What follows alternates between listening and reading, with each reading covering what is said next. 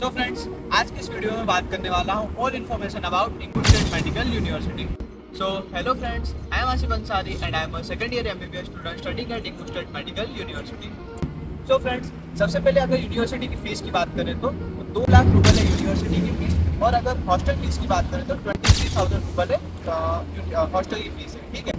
तो फ्रेंड्स, आपको ये चीज़ें ध्यान में रखनी है कि जो यूनिवर्सिटी फीस है उसे रूबल में पे करना रहता है, क्योंकि बहुत से कंसल्टेंट आपको क्या बताते हैं कि सारा कुछ बजट जो रहता है वो इंडियन रुपीज़ में रहता है, लेकिन नहीं फ्रेंड्स, यहाँ पे जो फीस पे होती है वो ना डॉलर में होती है ना इंडियन रुपीज़ में होती है। आपको जो यूनिवर्सिटी फीस और हॉस्टल की फीस जो पे करनी है तो वो आपको रूबल में पे करनी है।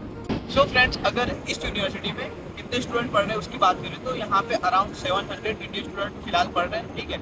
और जो सबसे सीनियर बैच है तो वो है 4th ईयर की। यहाँ से कोई भी बैच पास आउट नहीं है। यहाँ का अभी इंग्लिश यूनिवर्सिटी का कोई भी एफएफजी पासिंग रेशियो नहीं है। अगर कोई आपको बताता है कि इस यूनिवर्सिटी से इतनी बैच पास आउट हो गई है या फिर इतने ज़्यादा इंडियन स्टूडेंट है, तो ये बात भी ध्यान में रखना कि 700 इंडियन स्टूडेंट यहाँ पे पढ़ रहे हैं। जो इंडियन स्टूडेंट यहाँ पे आना स्टार्ट हुए थे तो वो 2022 से स्टार्ट हुए थे।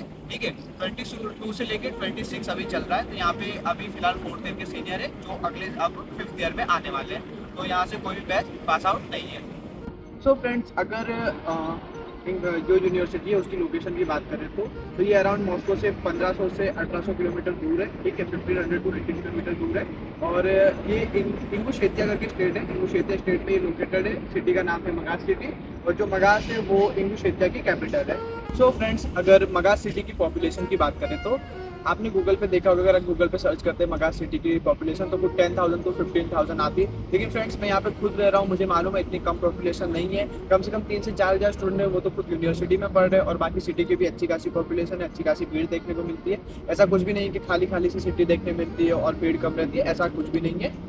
और फ्रेंड्स, बाकी यूनिवर्सिटी की फैकल्टी की बात करें तो फैकल्टी जो है तो वो प्रॉपर इंग्लिश मीडियम में पढ़ाती है। ठीक है। जो यहाँ पे पढ़ाई होती है तो वो इंग्लिश में होती है। कुछ टीचर्स हैं जो मतलब उनका एसेंट चेंज रहता है, क्योंकि उनकी जो लोकल लैंग्वेज है वो रशियन लैंग्वेज है। ठीक है। और वो जब इंग्लिश में पढ़ाते हैं तो उनकी एसेंट में थोड़ा सा फर्क रहता है, लेकिन जो पढ़ाई होती है तो वो पूरी इंग्लिश मीडियम में होती है। और फ्रेंड्स, जब आप एडमिशन लेते हो तो आपका एडमिशन लेटर आता है, तो उसमें साफ साफ लिखा रहता है, उसमें आपका नाम रहेगा, आपने किस दिन रजिस्ट्रेशन करवाया है वो लिखा हुआ रहेगा। फिर आपकी यूनिवर्सिटी फीस कितनी है और आपकी हॉस्टल फीस कितनी है जेन्युइन, वो भी एडमिशन लेटर में लिखा हुआ रहता है। और उसमें साफ साफ से लिखा दिया रहता है कि 6 साल का आपका एमबीबीएस का कोर्स है और पूरा इंग्लिश मीडियम में होगा। तो फ्रेंड्स, आपको बहुत जगह आपने सुना होगा कि इंग्लिश यूनिवर्सिटी बाइलिंगुअल है, लेकिन नहीं, प्रॉपर इंग्लिश मीडियम में पढ़ाई होती है। और फ्रेंड्स, कुछ टीचर्स मतलब 2-4 टीचर्स कुछ ऐसे हैं जिन्हें प्रॉपर इंग्लिश नहीं आती या फिर इंग्लिश नहीं आती, तो वो क्या करते हैं, इंग्लिश ट्रांसलेटर को रखते हैं। मतलब किसी भी सब्जेक्ट में ऐसा नहीं होता कि आपको रशियन लैंग्वेज में पढ़ाते, आपको इंग्लिश में ही पढ़ाएंगे। अगर वो टीचर को खुद इंग्लिश नहीं आती तो वो स्पेशल ट्रांसलेटर रखते हैं ट्रांसलेट करके समझाने के लिए। तो फ्रेंड्स, पढ़ाई तो पूरी इंग्लिश मीडियम में ही होती है।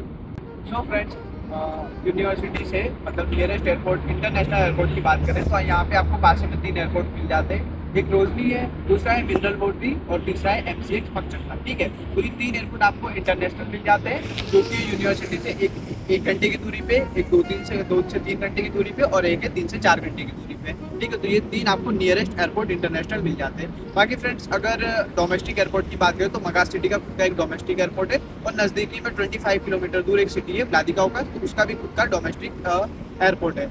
अगर फ्रेंड्स आपने मॉस्को से इंडिया की फ्लाइट बुक की है तो आप यहाँ से डोमेस्टिक, जैसे कि मगास सिटी से आप डोमेस्टिक फ्लाइट करके मॉस्को जा सकते हैं, और मॉस्को से फिर आप जा सकते हैं इंडिया, दिल्ली के लिए, मतलब इंडिया में कहीं भी जा सकते हैं, आपको वहाँ से इंटरनेशनल फ्लाइट मिल जाएगी।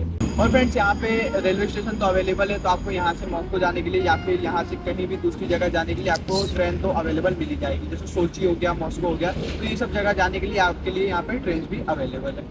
सो फ्रेंड्स, अगर इंग्लिश यूनिवर्सिटी के इंटेक की बात करें तो स्टूडेंट कब रशिया में आता है, तो सो फ्रेंड्स वो डिपेंड करता है आपने रजिस्ट्रेशन कब करवाया है। रजिस्ट्रेशन मई जून महीने मई से स्टार्ट हो जाता है। ठीक है। मई से पहले से भी कुछ कंसल्टेंट आपका एडमिशन कर लेते हैं, मीन्स के रजिस्ट्रेशन कर लेते हैं।